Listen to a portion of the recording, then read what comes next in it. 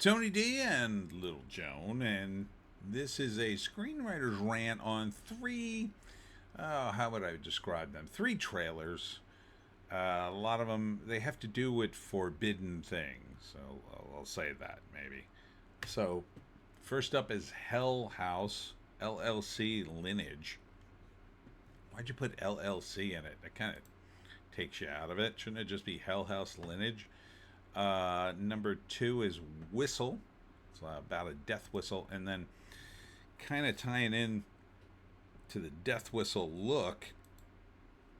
You've got Aztec Batman Clash of Empires. Smash like and subscribe.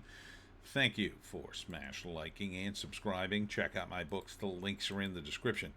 Comedy horror in South Jersey. It's the Pineys books 1 through 18, available at Amazon.com. Don't forget, Kindle Unlimited is free. So Hell House, it's kind of like I Know What You Did Last Summer. It's basically the same plot. Group of people, I guess they accidentally ran over somebody, and then somebody gets revenge by killing them one by one. So there's a lot of words like terrifying to describe the movie. It doesn't seem that terrifying. Not sure why it's called Hell House. Didn't really get into that. There seems to be a guy in a mask. That guy? Is he a clown? I don't know what he's supposed to be. I guess he's supposed to be some sort of weird clown. So he's the disturbing guy. I'm not even sure though he's the killer. He might be. I was white knuckling it. Dread alert. So this reporter digs up some dirt and then she gets sucked into it. Here he's in the car. I'm not sure he's the villain, I guess. I don't see him kill anybody in the trailer. So I guess it's a sort of a standard haunting revenge type movie, I guess.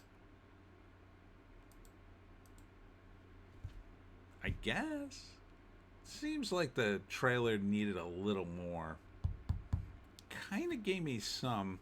I mean, maybe it's dependent upon seeing other Hell House movies. Why do they call it Hell House? Why do they mention the word lineage? I guess first act, they go back over this old murder, and now other people are disappearing. I guess this is the funeral of their victim, and then the victim comes back to haunt them. The second act kills them one by one, and third act they turn the tables, I guess. Let's see if I can find it. I doubt this is on the IMDb. Hell House. Oh, there it is. Now this says 2015. That can't be it, right? Now here's one. Oh, that's, I guess, the original one. Hell House Origins, Legend of Hell House. Jesus, there's a lot of these. No idea. I have no idea. Why aren't these sorted by the most recent? Legend of Hell House starred Roddy McDowell. I have no idea. So, but it looks pretty standard to me. Ties into some of these, I guess. Pretty standard. All right, next up is Whistle. So she's got this cool looking whistle that looks like a skull, from the executive producers of The Monkey, Evil Dead Rise, Long Legs, which was terrible. I hated Long Legs. Don't know why we watched it. And the director of The Nun, Nick Frost, is in it, I guess, as the English guy with glasses who gets killed. I don't know. Takes place in a high school. She blows the whistle and then summons death itself, and death starts killing everybody. Here, this dude burst into flames on the basketball court and then comes for the other dude. I don't know. It seems pretty over the top. It's got a bit of the Final Destination vibe. Only in theaters 2026. Oh, thanks for coming up the credits. What are you doing to me? Directed by Corbin Hardy, written by Owen Edgerton. Yeah, not super enamored with this, but first act, she's got this ancient whistle, brings it to high school, blows the whistle, and then summons death, and then death starts killing everybody in bizarre, crazy ways, like lighting a guy on fire in the bathroom. And then takes place in high school, so I'm sure there's some high school stuff in it. And one by one, people die in horrible situations. Here's Nick Frost blowing the whistle, probably not realizing what it is. Throughout the second act, many people get killed. Third act, they turn it around somehow. No idea how.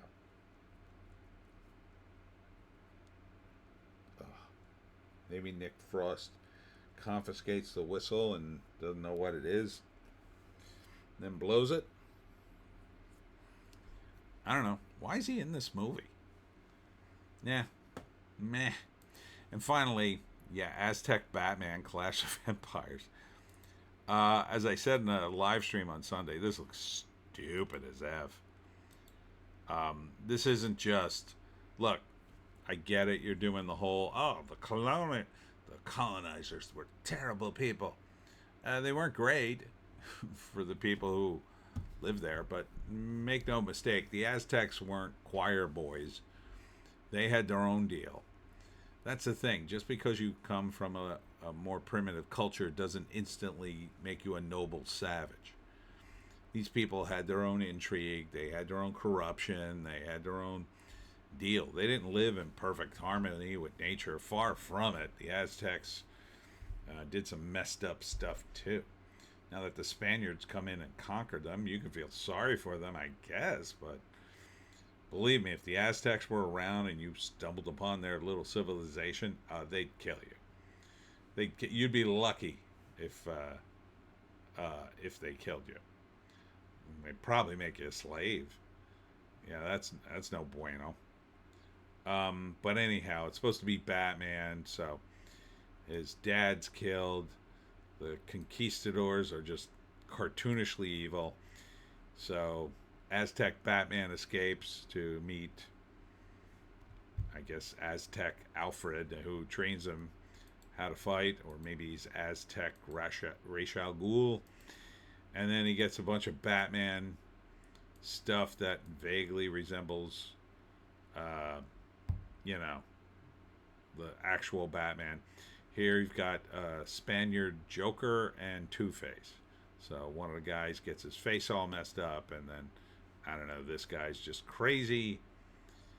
And they have cannons and technology, and, Batman has to fight them with primitive technology.